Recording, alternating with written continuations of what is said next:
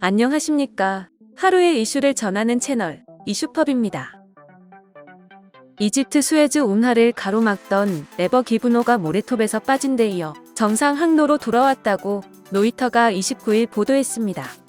보도에 따르면 레버 기브노는 현재 운하 양쪽 제방과 비교적 평행하게 위치해 있습니다. 수에즈 운하 관리청은 레버 기브노가 이제 막 엔진 가동을 시작해 운하 바깥 홍해로 빠져나갈 준비를 하고 있다고 전했습니다. 앞서 해양 서비스 기업 인치케이프는 이날 오전 4시 30분쯤 레버 기브노가 물에 떴다고 밝힌 바 있습니다. 중국에서 출발해 네덜란드 로테르담으로 향하던 파나마 선적의 레버 기브노는 지난 23일 오전 수에즈 운하 중간에서 좌초했습니다. 레버 기브노는 너비 59m, 길이 400m, 22만 톤 규모의 초대형 컨테이너선입니다.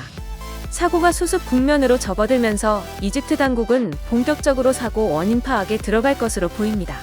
레버 기브노의 선원들은 수에즈 운하통과 당시 초속 50m 이상의 모래 폭풍이 몰아쳐 시야를 확보하지 못한 데다 파도로 배가 심하게 흔들리면서 좌초했다고 주장하고 있습니다.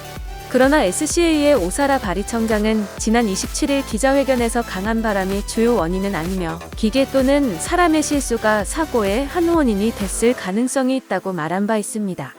다행히 사고 이후 먹통이 됐던 선박의 방향키와 프로펠러가 작동하고 있다는 라비 청장의 또 다른 발언을 두고 일각에서는 사고 원인이 기관이나 전기계통 결함일 가능성도 나오고 있습니다.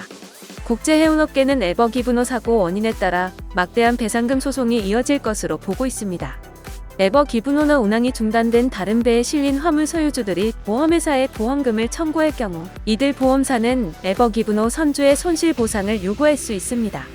이때 레버 기브노 선주는 다시 보험사에 의존할 것으로 예상돼 블룸버그는 아마겟돈과 같은 상황이 벌어질 수 있다고 내다보기도 했습니다. 레버 기브노 자체 피해의 보상 여부에도 관심이 쏠립니다. 해상에서의 손실 비용에 대해 소유주와 보험업자가 공동으로 분담하는 이른바 공동훼손이 선언될 경우 보험금 지급 과정이 복잡해져서 절차가 끝나기까지 수년이 걸릴 수도 있기 때문입니다.